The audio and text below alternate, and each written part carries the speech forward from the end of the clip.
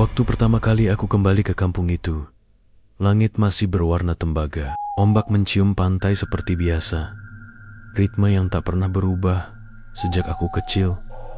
Debur, hening, debur lagi. Di ujung pantai, di bawah lampu Petromax yang berayun pelan, deretan meja kayu dan gerobak kecil itu berdiri seperti pulau kecil yang hidup. Di sanalah kue pancong itu selalu dijual.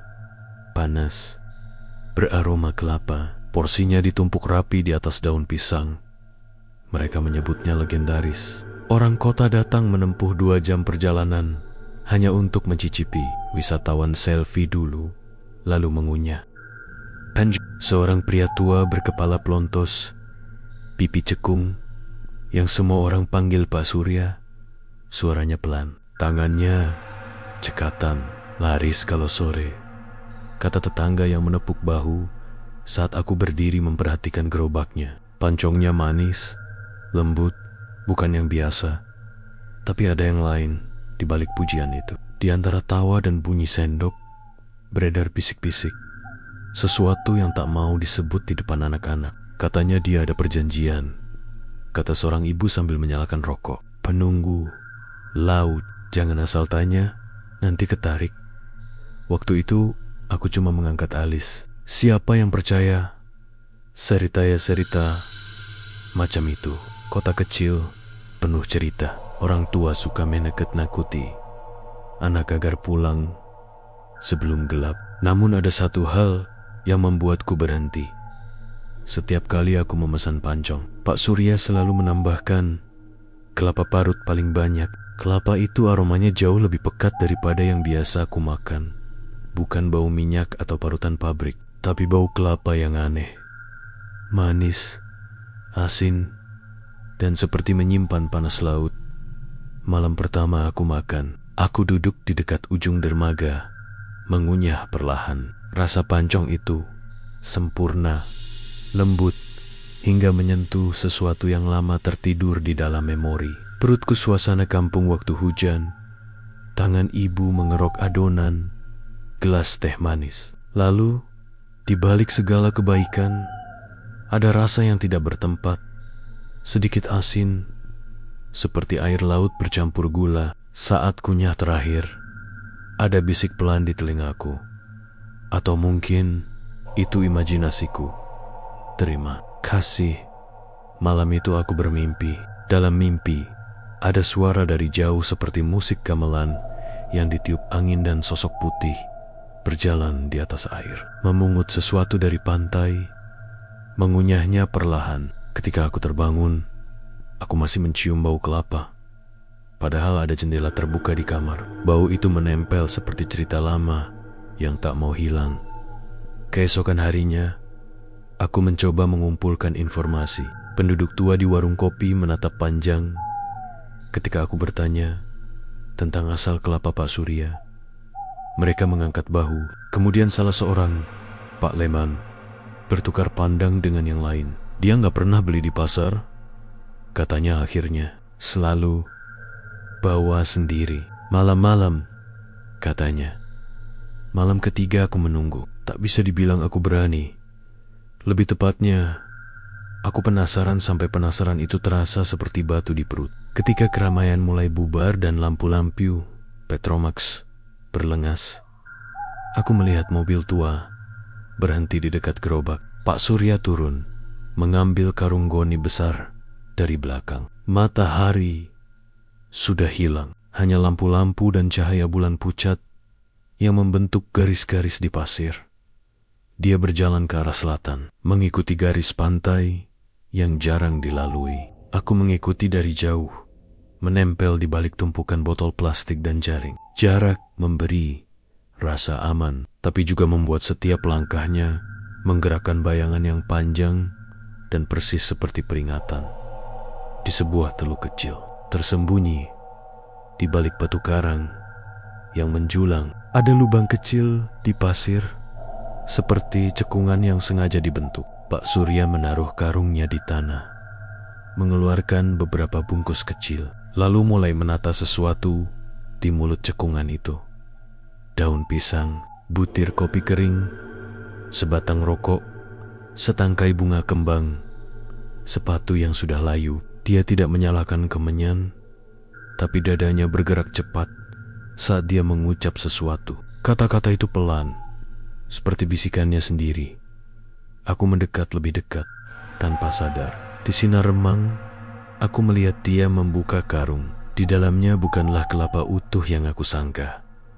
Ada potenggen berwarna pucat, bertekstur seperti kelapa parut, tapi lebih lembek, mengkilap karena basah. Bau asin kuat naik ke hidungku. Ada sesuatu yang mengacaukan rasio antara yang biasa kulihat sebagai kelapa parut dan sesuatu yang lain.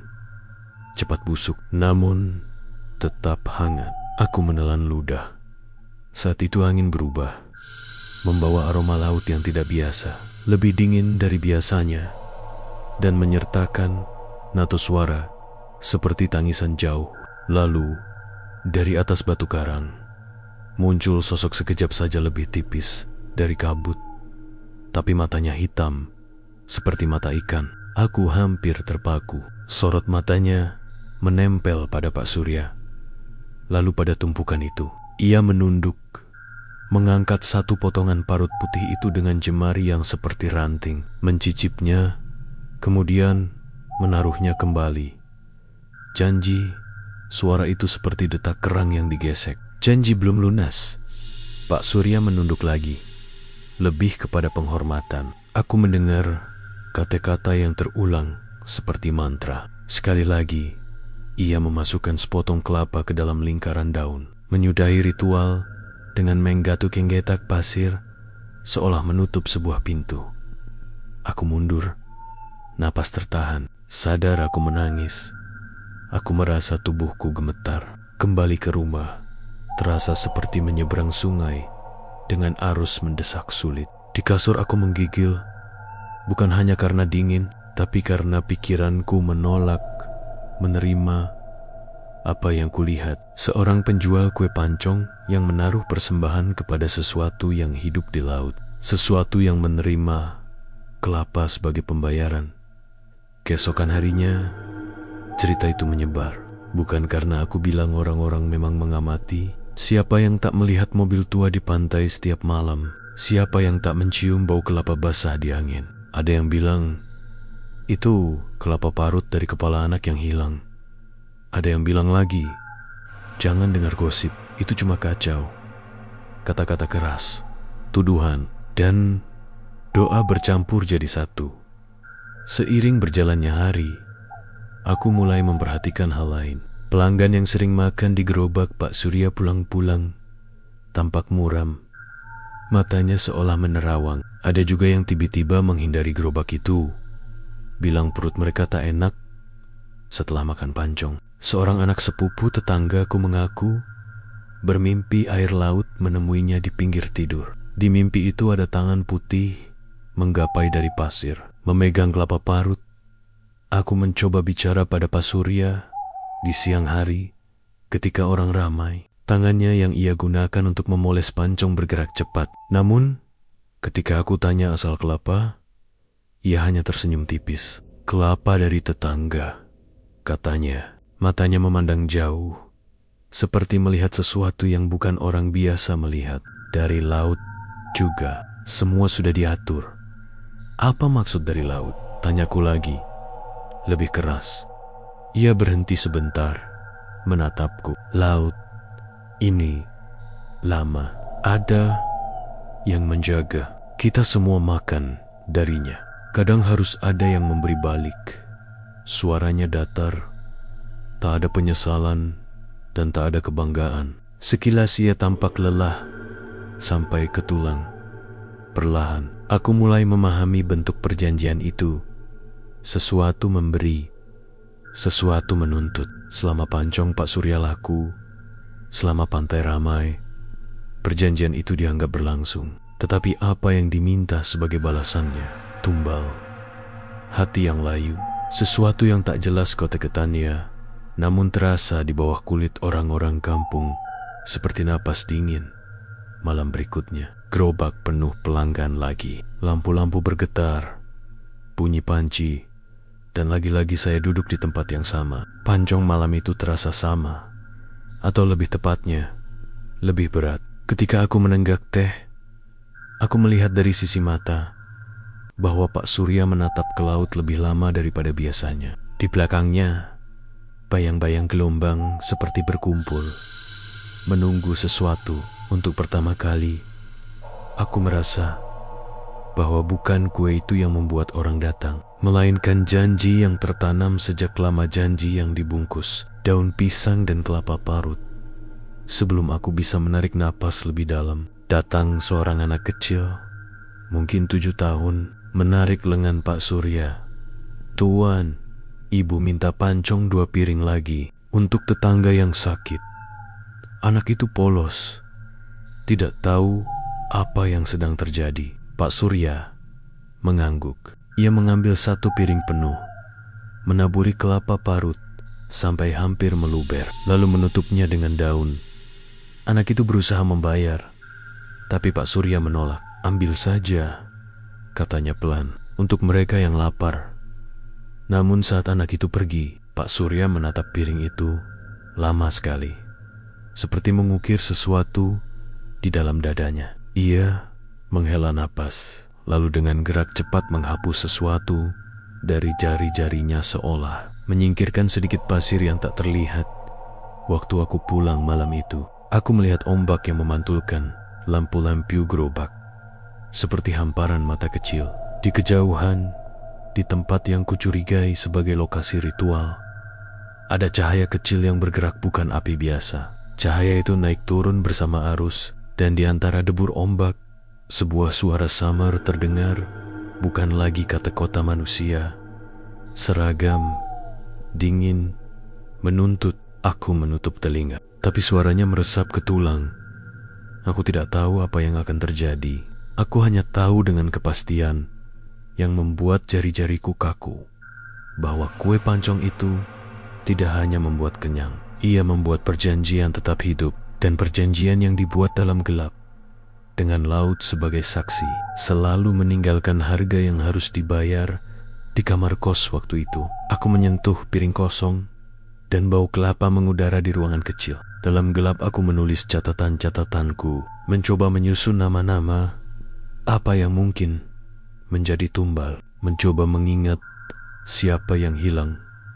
Beberapa bulan terakhir, anjing yang tak kembali, perahu nelayan yang tenggelam mendadak. Ada benang merah, tapi seperti benang yang terendam, susah dipegang. Ketika aku tertidur, kali ini bukan mimpi manis laut yang datang. Di kepalaku bergema satu kata yang diulang-ulang, bukan oleh manusia, melainkan oleh sebuah suara yang datang dari tempat yang sangat tua.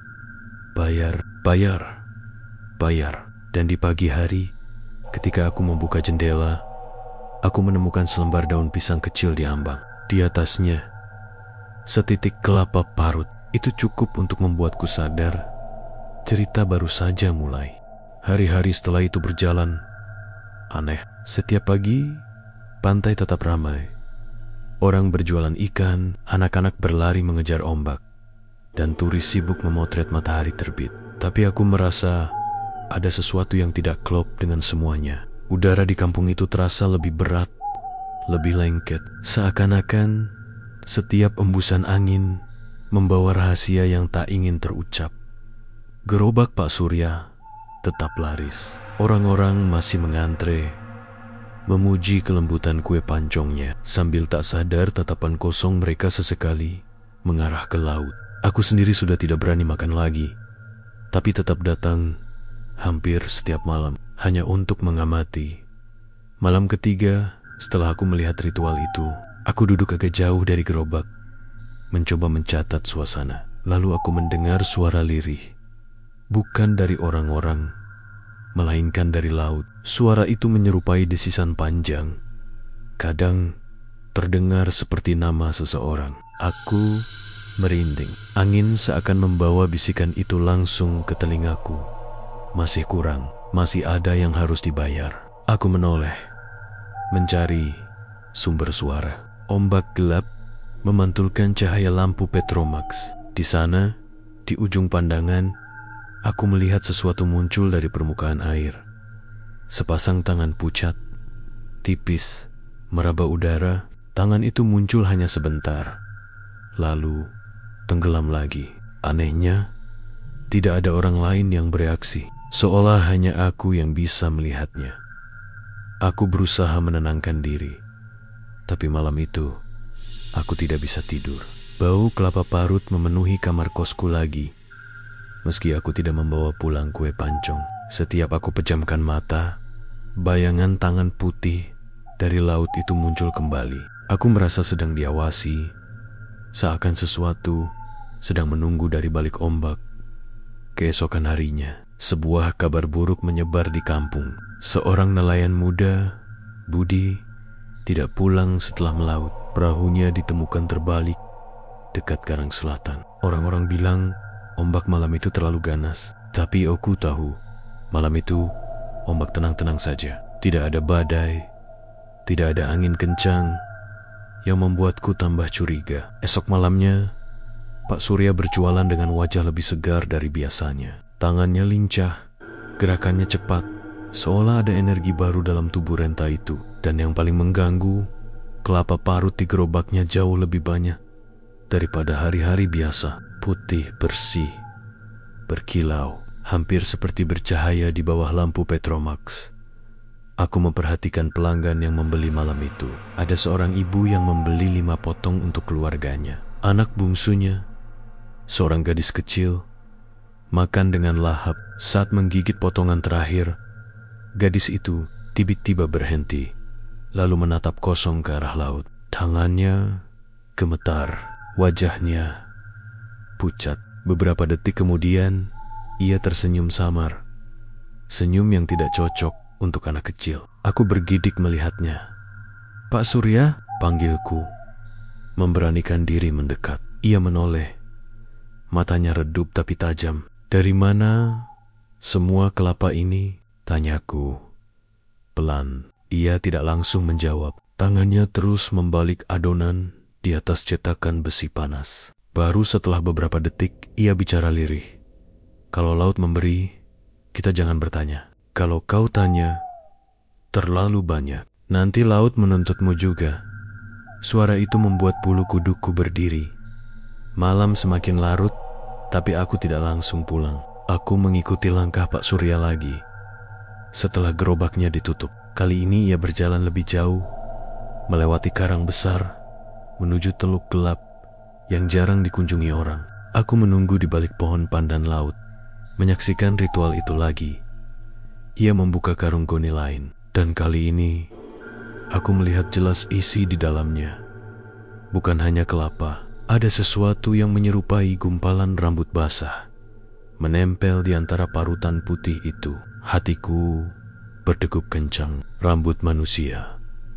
Pak Surya menaburkan parutan itu di pasir. Angin laut bertiup kencang, dan dari permukaan air muncul kilatan cahaya biru, seperti ribuan mata ikan. Tapi bukan ikan. Suara lirih terdengar lagi, lebih jelas. "Janji, Pailem masih ada." Tumbal. Aku menutup mulut agar tidak berteriak. Seluruh tubuhku kaku. Pak Surya membungkuk dalam-dalam. Bibirnya bergerak cepat melafalkan sesuatu. Lalu ombak naik sedikit lebih tinggi dari biasanya, menyapu sebagian persembahan. Saat surut, parutan kelapa itu menghilang bersama air, seolah dimakan sesuatu di bawah sana. Aku berlari pulang malam itu, napas tersengal. Di kepala hanya ada satu pertanyaan. Kalau benar tumbal itu nyata, siapa lagi yang akan jadi korban? Dan kenapa orang-orang tetap diam, seakan mereka sudah terbiasa? Di kamar, aku duduk gemetar sambil menulis catatan. Tiba-tiba kaca jendela bergetar pelan, padahal tidak ada angin. Aku menoleh. Di balik kaca, samar terlihat wajah pucat dengan mata hitam pekat, menatap langsung padaku. Tubuhku langsung membeku. Aku tidak bisa bergerak. Wajah itu perlahan memudar, meninggalkan bekas air asin di kaca. Tapi sebelum hilang sepenuhnya, aku mendengar bisikan terakhir jelas, menusuk. Giliranmu, segera. Dan malam itu aku tahu, aku bukan hanya pengamat. Aku sudah ikut masuk ke dalam perjanjian gelap itu.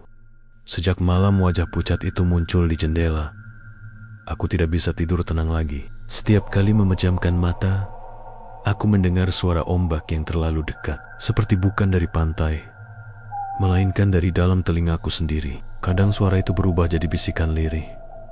Giliranmu, segera. Aku mencoba mengabaikannya. Pagi hari aku tetap keluar, pura-pura normal, bercampur dengan warga yang sibuk di pasar. Tapi anehnya, beberapa orang mulai menatapku dengan cara berbeda. Bukan tatapan curiga, melainkan seolah mereka tahu sesuatu yang tidak aku tahu. Seolah aku sudah ditandai. Sore itu aku kembali duduk di dekat gerobak pancong Pak Surya. Orang-orang tetap mengantre seperti biasa. Kue-kue itu terhidang di atas daun pisang.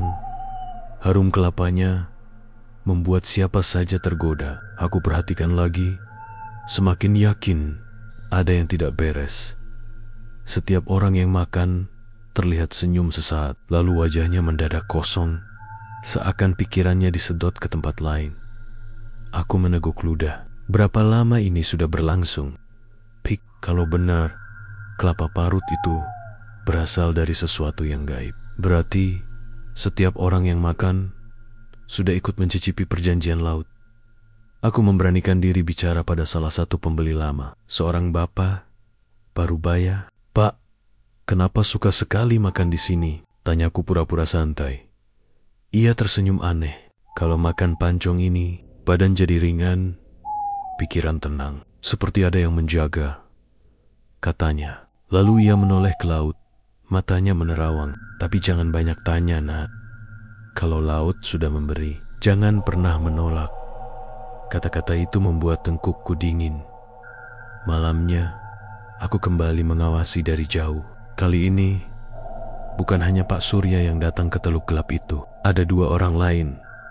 Wajah mereka asing bagiku. Mungkin warga kampung sebelah. Mereka membawa sesuatu dalam kain putih. Dari jarak samar, aku melihat bentuk tubuh kecil di dalam kain itu. Aku hampir berteriak, tapi ku tahan mulutku. Mereka menyerahkan bungkusan itu pada Pak Surya. Lelaki tua itu mengangguk, lalu menaruhnya di dekat persembahan kelapa. Ketiganya menunduk, membaca doa-doa aneh yang aku tidak mengerti. Ombak tiba-tiba menggila. Air laut naik lebih cepat, menyapu bungkusan itu.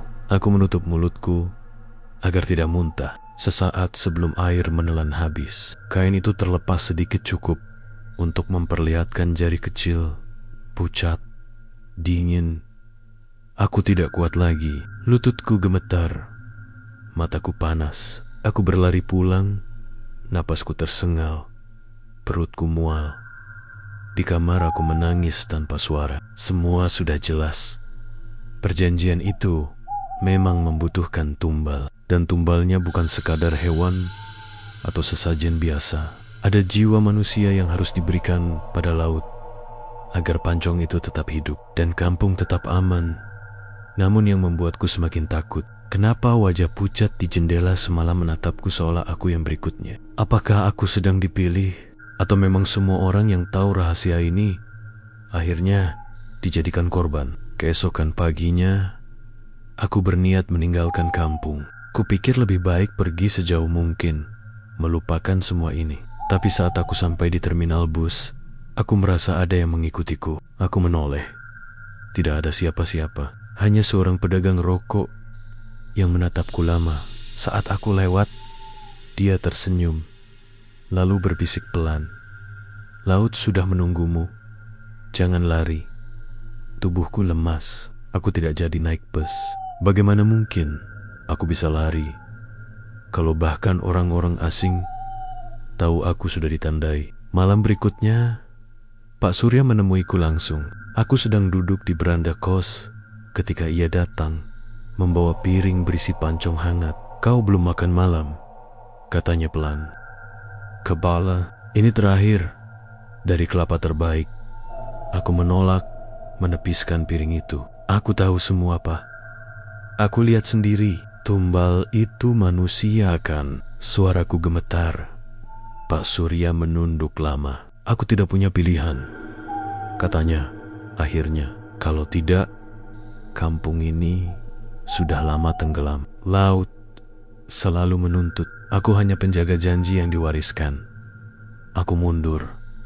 Jantungku berdegup kencang. Kenapa aku yang ditandai? Tanyaku. Ia menatapku. Matanya redup. Karena kau tahu terlalu banyak. Laut memilih orang-orang yang tahu. Dan laut tidak pernah salah memilih. Malam itu aku tidak bisa lagi berpura-pura kuat. Aku terkunci di kamar. Gemetar. Menunggu sesuatu mengetuk pintu. Dan benar saja, sekitar tengah malam terdengar suara air menetes di luar. Saat kulihat, lantai depan kamar basah oleh air asin. Bau kelapa parut bercampur amis. Laut menusuk hidungku. Dari balik pintu, suara berbisik lagi. Kali ini bukan hanya satu, tapi banyak. Seperti paduan suara dari dasar laut. Giliranmu.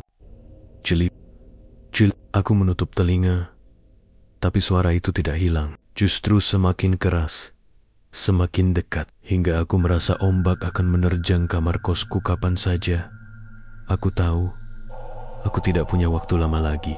Jika benar aku sudah ditandai, maka suatu malam nanti, laut akan menjemputku. Dan tidak ada seorang pun di kampung ini yang akan menolong. Karena bagi mereka, tumbal hanyalah bagian dari perjanjian.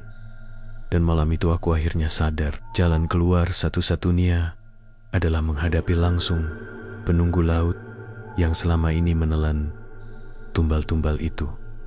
Kalau tidak, aku akan menjadi kelapa parut berikutnya di atas daun pisang.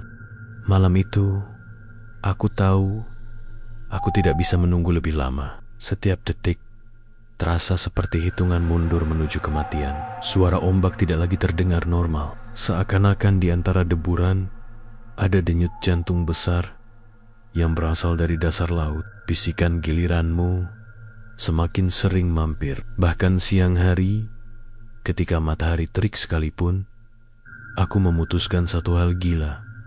Jika aku memang ditanda, maka aku harus mencari penunggu laut itu sendiri. Lebih baik berhadapan langsung daripada menunggu dijemput seperti binatang kurban.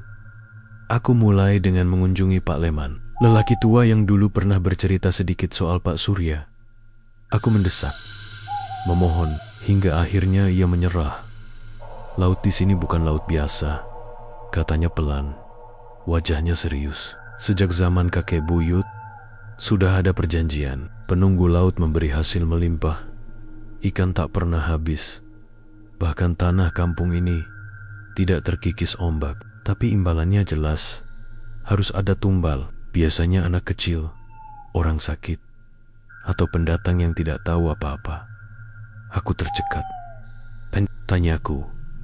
Pak Leman menatapku lama, kemudian menunduk. Kau tahu sendiri jawabannya, nak. Hatiku berdegup keras. Jadi benar, aku yang berikutnya.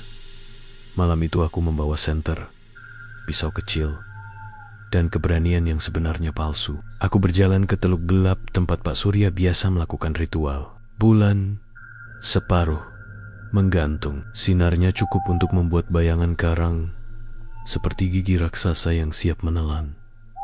Awalnya hanya ada suara ombak, tapi semakin lama aku berdiri di sana, semakin jelas ku dengar bisikan. Bukan lagi dari luar, melainkan dari dalam kepalaku. Kami menunggu. Aku melangkah ke air dangkal. Kaki terasa berat, seolah pasir mencoba menarikku. Senter ku pasang, dan saat kuarahkan ke permukaan air, aku melihat sesuatu yang takkan pernah kulupakan. Wajah-wajah pucat, samar, menempel di ombak. Ada wajah anak kecil, ada wajah lelaki tua, semua dengan mata kosong. Mulut mereka bergerak, tapi tidak ada suara. Aku hampir jatuh mundur, tapi entah kenapa tubuhku terus melangkah maju, seolah ada tali tak terlihat yang menarikku. Tiba-tiba air laut di depanku berputar. membentuk pusaran kecil. Dari dasar pusaran itu muncul sosok tinggi. Tubuhnya separuh manusia, separuh bayangan air. Rambutnya panjang, terurai seperti ganggang laut.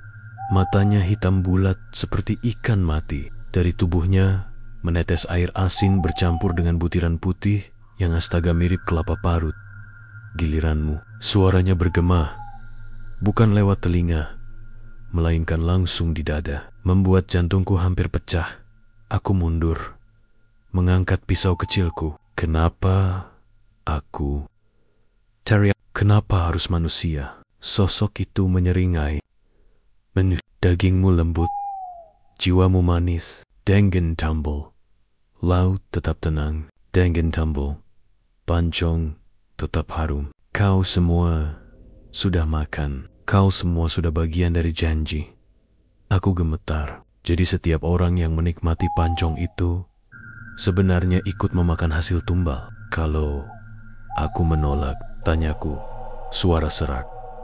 Ombak tiba-tiba meninggi, hampir menelanku. Wajah-wajah di air mendadak menjerit tanpa suara. Kalau kau menolak, kampungmu tenggelam. Semua jiwa akan jadi parutan abadi untukku. Di saat itu, aku melihat sesuatu di pasir. Sepotong daun pisang dengan sisa kelapa parut, persis seperti yang selalu dipakai Pak Surya untuk ritual. Aku tidak tahu kenapa, tapi naluri menyuruhku mengambilnya. Begitu ku pegang, aku mendengar bisikan lain, lebih pelan, lebih manusiawi. Hancurkan, janji. Tanganku bergetar. Aku menyadari mungkin cara satu-satunya untuk menghentikan perjanjian ini adalah dengan merusak ritualnya. Daun pisang dan kelapa parut itu bukan sekadar sesajen, tapi semacam pintu perjanjian. Aku meremasnya sekuat tenaga, mencampakkannya ke dalam api kecil dari senterku. Daun itu terbakar cepat, kelapa parutnya meleleh, mengeluarkan bau asin anyir. Seketika laut bergejolak, sosok tinggi itu menjerit. Suara jeritannya seperti ribuan ikan menggelepar sekaligus. Ombak menghantam karang, membuat tanah di bawahku berguncang. Berhenti! Teriak. Tubuhnya mulai pecah, menjadi pecahan air dan busa asin. Wajah-wajah di laut menjerit, lalu memudar satu persatu. Seperti kabut dihembus angin, aku jatuh tersungkur di pasir, napas terengah. Ombak surut tiba-tiba, meninggalkan pantai sunyi. Saat aku bangun, langit sudah terang. Pantai sepi, tidak ada tanda-tanda ritual atau sosok gaib tadi malam. Aku sempat berpikir, semua itu hanya mimpi. Tapi di telapak tanganku masih ada bekas luka bakar kecil akibat membakar daun pisang itu. Aku kembali ke kampung, dan yang mengejutkan, gerobak Pak Surya sudah tidak ada. Rumahnya kosong, pintunya terbuka, seolah ia menghilang bersama perjanjiannya. Orang-orang di kampung terlihat bingung. Mereka mencari pancong legendaris itu, tapi tidak menemukannya lagi. Beberapa mengeluh laut tiba-tiba lebih ganas. Hasil ikan berkurang. Namun anehnya, tidak ada lagi bisikan gaib, tidak ada lagi tumbal. Aku berdiri di tepi pantai, memandang ombak yang bergulung. Aku tahu aku sudah menghentikan sesuatu, tapi aku juga sadar laut tidak akan pernah benar-benar lupa. Dari kejauhan, aku masih bisa mencium samar bau kelapa parut bercampur asin laut. Dan di dasar hatiku, aku tahu penunggu itu belum sepenuhnya hilang. Ia hanya menunggu, sabar, seperti laut yang selalu kembali ke pantai. Dan suatu saat nanti, mungkin ia akan menagih lagi. Hari-hari setelah perjanjian laut itu kupatahkan, terasa seperti awal kebebasan. Tidak ada lagi suara bisikan di telinga, tidak ada wajah pucat di jendela, dan tidak ada ritual malam di teluk gelap. Kampung mendadak sepi, tapi terasa lega. Orang-orang tidak tahu apa yang benar-benar terjadi. Mereka hanya mengira Pak Surya kabur entah kemana. Namun, ketenangan itu tidak bertahan lama. Minggu pertama, laut mulai berubah tabiat. Nelayan pulang dengan jaring kosong, meski sudah melaut jauh. Ikan-ikan yang biasanya berlimpah, tiba-tiba hilang, seakan kabur dari wilayah itu. Aneh, biasanya sekali lempar sudah penuh, keluh salah satu nelayan.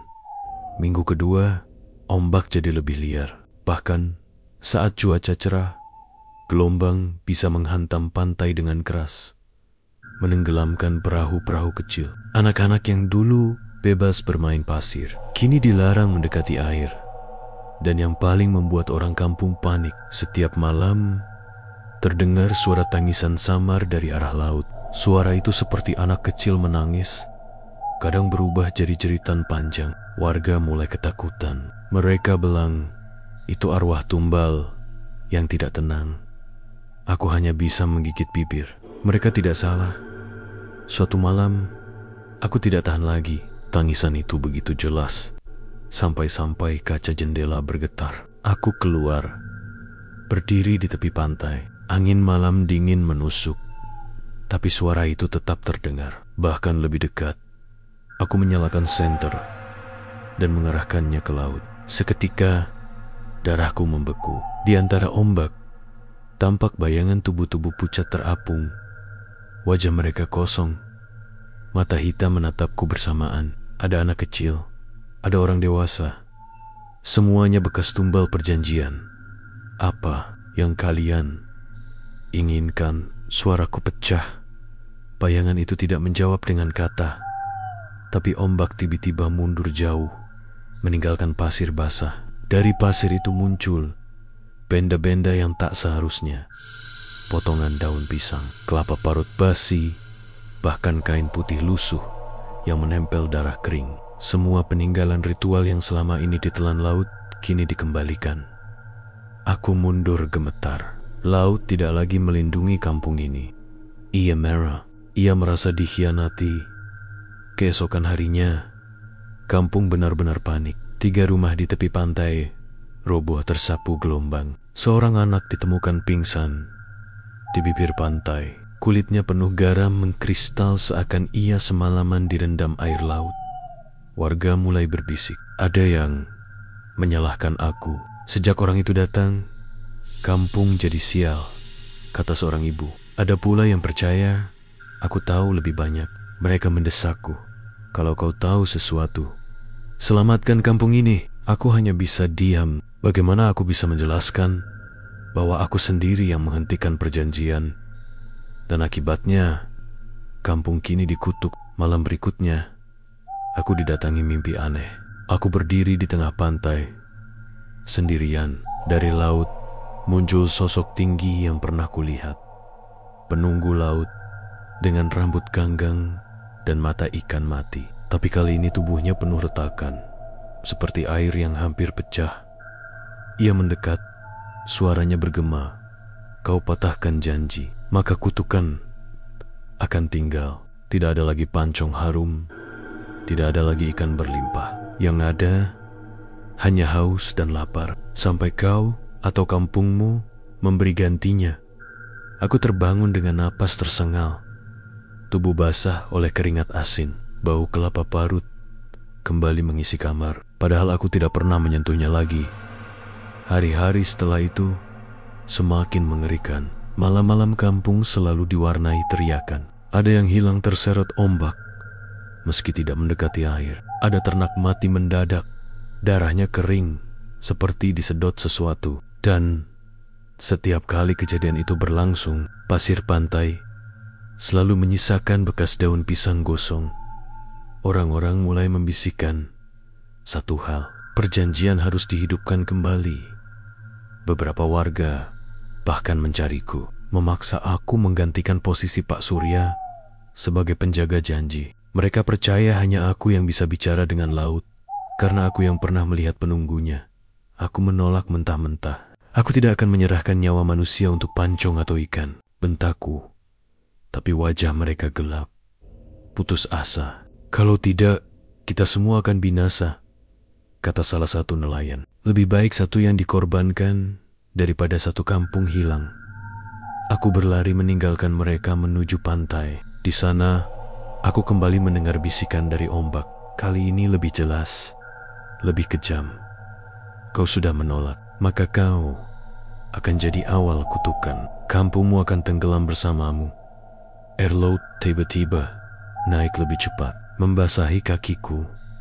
Meski aku berdiri jauh dari garis pasang, aku tersandung, jatuh ke pasir. Tubuhku gemetar. Aku sadar penunggu itu belum menyerah. Ia akan terus menagih. Dan kini bukan hanya tumbal manusia, tapi satu kampung penuh. Dan aku berdiri sendirian, terjebak antara amarah warga dan amarah laut. Ketika aku melangkah keluar rumah pada sore itu, kampung sudah berubah wajah. Wajah-wajah yang semula lesu kini tampak tegang. Matanya membara bukan karena harapan, melainkan karena rasa takut yang berkelindan dengan putus asa. Mereka mengadakan rapat di balai desa, depan layar kecil. Di bawah baliho yang lusuh, ibu-ibu berkumpul sambil memegang selendang. Bapak-bapak merokok tebal. Anak-anak disuruh bersembunyi di balik pintu. Mau bagaimana lagi? Suara salah seorang nelayan pecah. Ikan pergi, ombak ganas, rumah rubuh. Kalau kita tidak melakukan sesuatu, kampung ini akan lenyap. Aku tahu jawaban mereka. Aku sudah melihat yang namanya sesuatu itu malam-malam sebelum api jahat menyala. Mereka bicara tentang menghidupkan kembali perjanjian, bukan sekadar sesajen kecil. Mereka ingin menyalurkan rasa takut itu ke sesuatu yang terlihat seperti solusi. Ritual besar-besaran, persembahan, dan janji kembali. Pak Leman berdiri di tengah. Wajahnya pucat, tapi matanya masih bersinar. Kita tidak punya banyak waktu, katanya lirih. Kalau penunggu itu marah, ia tidak hanya mengambil 1-2 jiwa. Ia akan menelan semua. Mereka menyebutnya majelis. Aku menyebutnya kecemasan yang diikat menjadi ritus. Ustadz Hadi memberikan doa dengan lafaz-lafaz yang bercampur antara agama dan adat. Bu Siti membawa kain putih. Beberapa orang menyeret kambing bukan untuk kuberitakan cara menyembelih atau tekniknya. Karena aku tidak akan memberi petunjuk seperti itu, melainkan sebagai simbol dari putus asa mereka. Aku berdiri diam. Di antara para pengambil keputusan, ada juga wajah yang kukenal. Ibu yang menangis setiap kali azan berkumandang. Anak yang dulu kugoda di pantai. Mereka semua rela melakukan apa saja. Bahkan ketika mereka menoleh padaku mata, mereka meminta pahlawan yang tidak mau aku jadi. Aku hanya bisa menggeleng. Aku tidak akan menyerahkan nyawa manusia lagi, kataku. Seorang pemuda, Darto, menyiku bahuku. Kalau kau tidak mau bantu, jangan jadi penghalang, katanya kasar. Kita butuh tindakan nyata. Kemarahan membuat suara-suara kecil berubah menjadi bulir-bulir tajam. Mereka merindukan ketenangan, bukan kebenaran. Aku tahu itu karena aku pernah merasakannya sendiri. Lebih baik kenyamanan yang dibayar mahal daripada lapar yang disaksikan setiap pagi. Malam ritual itu, pantai seperti dipenuhi bayangan. Semua lampu dipadamkan, kecuali obor di sekeliling lapangan pasir. Asap membumbung, bau kelapa basi dan dupa bercampur menjadi aroma yang membuat kepala pusing. Orang-orang menari tak teratur, berputar-putar, sambil membaca serangkaian kata yang terdengar seperti bahasa lama, terurai dari masa yang tak diingat jelas siapa yang memulainya. Di tengah lingkaran ada tumpukan barang. Kain putih, sepotong papan kecil yang dulunya mungkin milik perahu, beberapa sisipan daun pisang bekas ritual, bekas janji. Mereka menaruhnya ke dalam lingkaran, menepuk-nepuk tanah, lalu menyerahkan sesuatu pada satu sama lain seperti menurun. Aku mencoba menghentikan mereka. Ini bukan jalan. Kalian tak tahu apa yang kalian bangkitkan. Namun teriakku tenggelam oleh suara yang lain, oleh harapan yang berubah menjadi mantra. Mereka tidak ingin dengar. Saat malam semakin larut, laut menyawap, bukan seperti dulu. Ini bukan sapaan hangat yang memberi ikan, melainkan jawaban yang menggergaji. Ombak datang bukan dari jauh, melainkan dari bawah, seperti sesuatu yang menekan dari dasar. Air menyentuh kaki kami satu persatu, namun segera mundur ketika seorang lelaki mengayunkan kain putih ke arah laut, sujud memohon. Namun ritual itu kelam dan salah.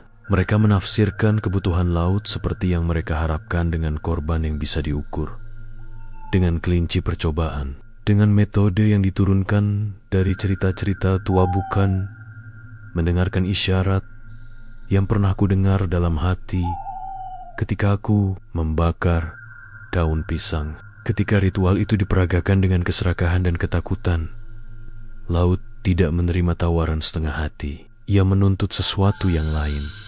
Tiba-tiba ada jerit, bukan jerit yang biasa itu, jerit yang memotong hingga ke sumsum. Seorang ibu merunduk, kain yang dipegangnya robek, dan di dalamnya cukup untuk membuat semua yang menatap pucat terlihat wajah seorang bocah yang telah hilang minggu lalu. Fajar.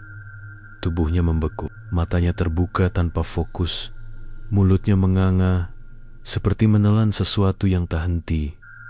Fajar bukan dipersembahkan oleh kampung. Fajar ditarik sendiri oleh sesuatu yang menunggu di air. Ia muncul di hadapan kami, seperti bukti bahwa laut ingin lebih dan lebih lagi. Tangis menggelegar, dan di antara histeria itu, beberapa orang mulai menuding kepada mereka yang dulu menentang perjanjian kepadaku.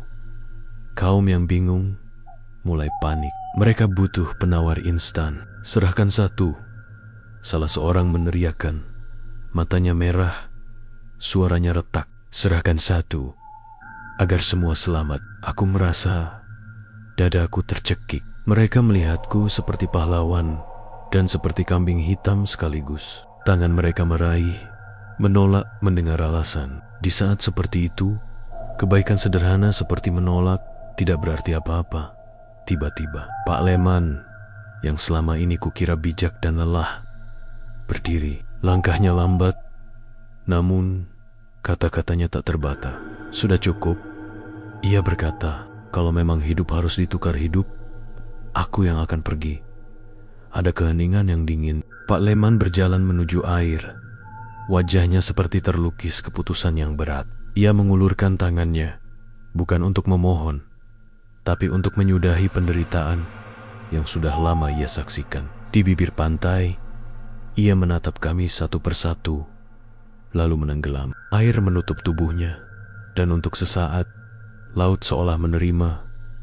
Namun ketenangan itu hanya semu. Sebelum tubuh Pak Leman lenyap, ombak menolak menutup dengan lembut. Ia memuntahkan sesuatu, bukan lagi air, melainkan busa putih, seakan biji-biji kelapa yang melayang. Bocah Fajar meletakkan tangannya ke bibirnya dan mulai batuk. Dari mulutnya keluar serpihan putih yang mengkilap seperti parutan, seperti sesuatu yang tidak boleh dibeda-bedakan lagi antara makanan dan harga. Keesokan paginya, kampung seperti bangka yang bergerak. Pak Leman tidak pernah kembali lagi. Beberapa rumah memajang kain hitam, beberapa orang menangis sambil memandangi laut yang kini tampak lebih dalam, lebih hitam. Kami berpamitan pada jenazah yang tidak pernah ditemukan. Kami menutupi perasaan dengan doa-doa, dengan kesibukan mencari ikan di laut yang kini kosong. Tapi yang paling mengerikan adalah perubahan pada mereka yang masih hidup. Kulit mereka mulai mengkilat, bukan seperti sehat, tetapi seperti tertutup dengan kristal garam halus. Rambut yang dulu hitam kini menempel seperti ganggang. Suara mereka berubah menjadi datar, kosong, seperti diulang-ulang oleh banyak mulut sekaligus. Mereka tidak tidur nyenyak. Mereka bermimpi pantai yang tak pernah berhenti. Dan aku yang semula hanya ingin menghentikan perjanjian membawa rasa bersalah yang tak terkatakan. Aku telah membakar daun yang menutupkan pintu, tetapi tidak pernah kuerti bahwa membakar itu akan membuat laut bertanya untuk membayar lunas, bukan kebaikan. Aku menyangka membebaskan, ternyata menyalakan sesuatu yang lebih haus. Di akhir itu, ketika malam merayap lagi, ada sesuatu yang ditemukan di depan pintuku.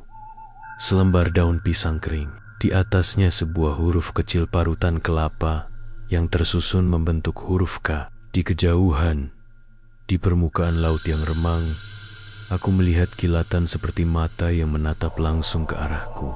Bukan ancaman yang patah, bukan tawaran yang lembut, melainkan panggilan yang sudah menyesuaikan namanya. Aku tahu kini bukan hanya kampung yang ditakdirkan. Aku tahu namaku telah tercatat di daftar yang tak terlihat itu. Aku tahu malam berikutnya akan membawa pertanyaan yang lebih sulit. Apakah aku akan melangkah untuk menutup kerusakan, walau itu berarti berhadapan dengan pilihan yang sama kejamnya? Malam itu, aku sudah tidak bisa tidur lagi. Daun pisang kering dengan huruf K yang kutemukan di depan pintu rumah seakan bergetar sendiri di meja. Setiap aku menutup mata, aku mendengar suara ombak yang bukan lagi sekadar deburan, melainkan napas berat yang menunggu. Aku sadar, aku tidak bisa terus bersembunyi. Jika ku tinggalkan kampung, kutukan akan tetap menelan mereka. Jika aku bertahan diam, satu persatu orang akan hilang. Maka aku memutuskan, malam itu aku akan ke laut, sendiri.